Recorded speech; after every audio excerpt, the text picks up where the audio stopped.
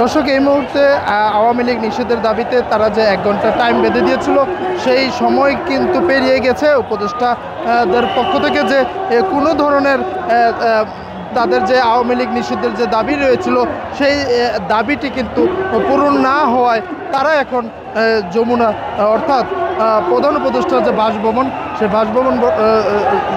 বাসভবনের উদ্দেশ্যে রওনা দিয়েছে এবং শাহবাগ ছেড়ে কিন্তু তারা এখন ইন্টারকন্টিনেন্টালের যে ব্যারিকেড আছে, সেই ব্যারিকেড ভেঙে তারা যে যমুনার যে প্রধান উপদেষ্টার যে বাসভবন, সেই বাসভবনের দিকেই সবাই এগিয়ে ছুটে যাচ্ছে।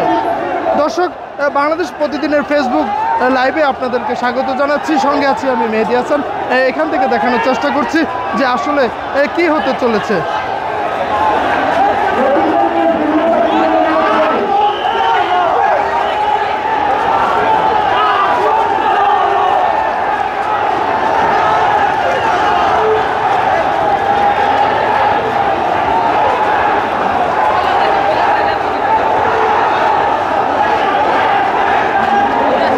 শাহবাগে অবস্থানকারীরা যমুনার অভিমুখের দিকে যাচ্ছে। প্রধান উপদেষ্টার বাসভবনের সামনে সেনা নিরাপত্তা রয়েছে, তবে এদিক থেকে কিন্তু যমুনার দিকে যে শাহবাগের অবস্থানকারীরা এখন যমুনার দিকে যাচ্ছে, সেটি কিন্তু দেখানোর চেষ্টা করছি। আওয়ামী লীগ নিষিদ্ধের দাবিতে শাহবাগে অবস্থানকারীরা কিন্তু এখন যমুনার দিকে যাচ্ছে। দর্শক, এই মুহূর্তে আমরা আছি যে শাহবাগ মেট্রো রেলটি রয়েছে, সে মেট্রো স্টেশনের নিচ দিয়ে এখন ইন্টারকন্টিনেন্টালের হয়ে তারা যমুনার দিকে হাঁটছে।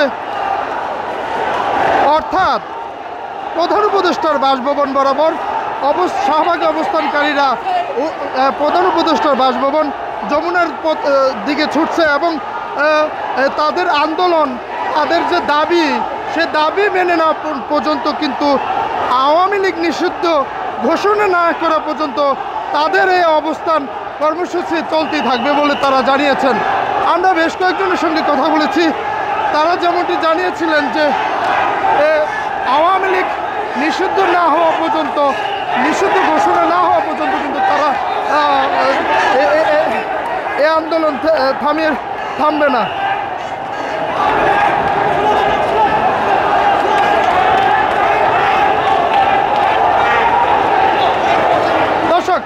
বিশাল বিশাল মিছিল, শাহবাগে অবস্থানকারীরা কিন্তু বিশাল যে মিছিল নিয়ে স্লোগান ধরে, আওয়ামী লীগ নিষিদ্ধের দাবিতে যে স্লোগান ধরে তারা ছুটে যাচ্ছে যে প্রধান উপদেষ্টার বাসভবন যমুনার দিকে, সেটাই কিন্তু দেখা যাচ্ছে।